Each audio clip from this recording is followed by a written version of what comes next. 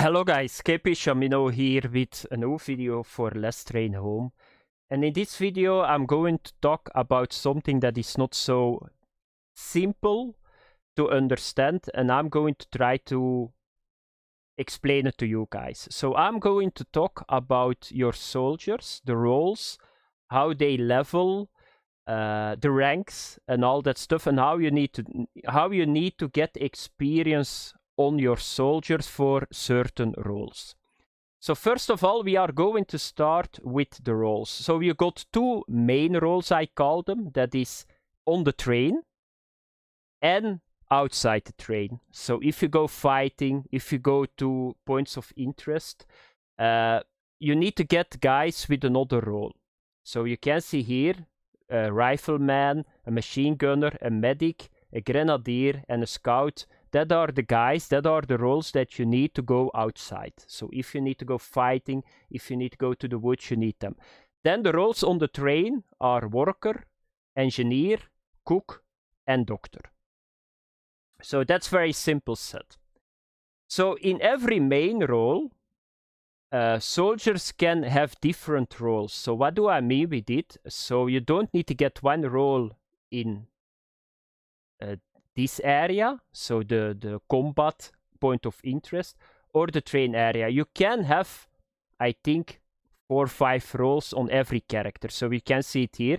This guy is a rifleman, this guy is a machine gunner too, and he's a worker. I will show you guys right away how you can do that. So how does it work? How do they get experience? So the guys on the train, very simple, they get experience by doing jobs on the train. I will show you guys right away how you need to do it. And the guys on the battle roles, they get experience by doing points of interest.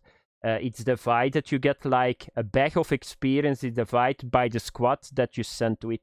Or if you go to battle.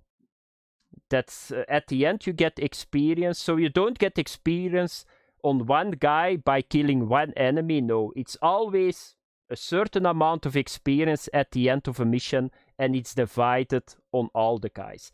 There is one thing more, you can give medals too. So you can give medals to certain soldiers, and that's going to give more experience. I think it's 3000 experience. That's a lot. That's a lot of experience. So you can give a medal to guys that performed a little bit better, but the game is not going to do that. So if you do the mission objectives, that's more than enough. I always thought if you kill more, you get more. No, that's not the case. So the next step. So if you go to a character, I'm going to show you guys a character, and I'm going to explain to you guys a couple of things. So what do you see on here? Dusan Hudacek. You see here first at the top, you see that he's a corporal. And you see that the corporal got an experience bar. So it's going to level up. It's going to level up if you do missions or if you work in the train. I didn't saw the correlation. I thought it was just this experience from the grenadier plus this experience, but that's not true. So it's not the same. So somewhere they give like a weight. Maybe it's just if you get a level up on this one, your rank gets so much experience. So I didn't saw the correlation, but I know if you do missions with your soldiers or on the train, it's going to add experience to your rank too. What is happening with the rank? You guys can see that with leveling up the ranks, you get like +1 yellow points and +1 blue points. The yellow points are attributes. So you will see here, if you get a yellow point, you can put it in one of the 5 attributes. You can do a +1. And the blue points are role points. So what are those role points? You can see it here. This guy got one. You can just select another role for this guy. So that means if you go to the battlefield, or if you need a worker, or if you need to have a certain role on the train, you can do it this way. So how do you do it? You get a point, and then you need to get the right attributes too. So here you need 5 dexterity and 5, what is this, charisma or character or something. So I cannot take anything at the moment for this guy. So the next time that he levels up, and I want to take, for example, let's say I want to make him a doctor, I need 2 intelligence more. So the next time that I get an attribute points, if he ranks up, I take a little bit more intelligence and I can get a doctor. It's not as simple as it looks like that, because you can see here too. So if you level up a rifleman, so this is a rifleman and a worker. So making a doctor from this guy is very hard, because riflemans, they get fitness. So he's now level 2. If I go to level 3, he get like willpower +1. So it's willpower and fitness, but for a doctor you need intelligence. So it's not very easy to make him a doctor. That's what I want to say, because what do you need to understand is, outside the ranks, you got like the roles too, and they can level up too. So you got like levels on the roles too, and every level that you level up, you get an attribute plus point, and you will get like a talent too that you can use. So always remember that it's not simple. I know that, but you can see it here. So if you want to make a combination, so what is a good combination? What I see here, a rifleman get a lot of fitness and willpower. So let's have a look to something that needs fitness and willpower outside him. Yeah, there is no. So willpower, I think this one is going to be the easiest one. So willpower and dexterity, I can make him a scout too. So you need to have a look. If he needs too much of something that is not leveling up, it's not worth it in my opinion, because you're getting attributes outside your main role. That's what I want to say. So that's here. So that's what you can do. So you can give points, and what are those points going to do? And how can you see what points are good or attributes are good for a certain role? That was not easy, but if you go over fitness, you need to read what it's saying. So effect, maximum health, melee damage, time to aim and all that stuff. But then the next ones are very important. Increase range of a grenade. For a grenadier, that's very important.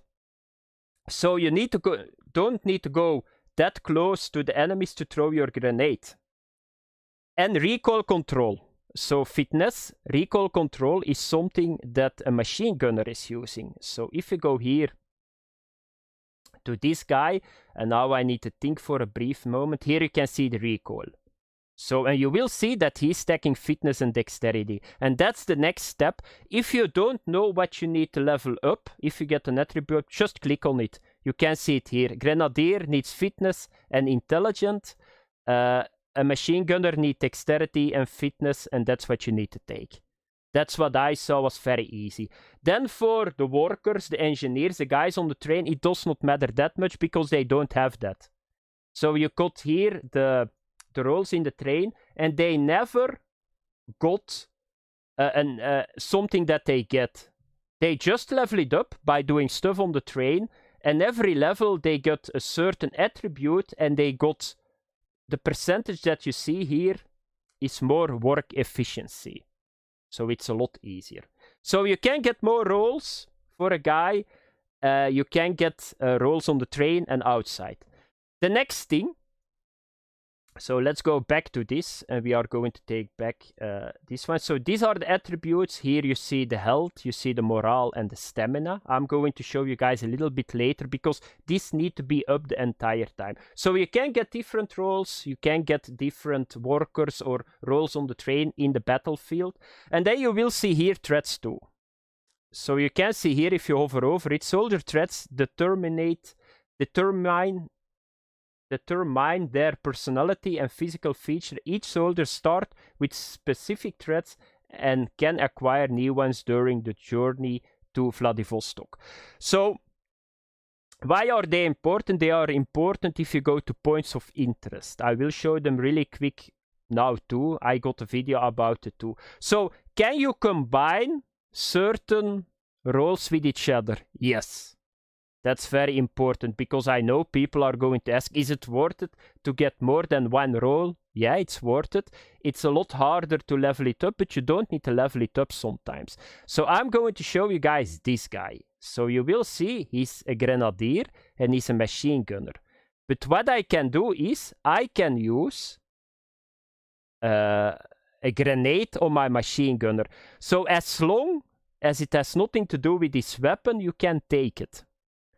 Because you need to have the machine gun, and I can throw a grenade. So this is a very good combo. So I got now a grenade on my machine gunner. So you can combine them. I'm not sure how many that you can combine, but sometimes it's handy that a guy got more than one battle roll. So that's it. So you can see it here.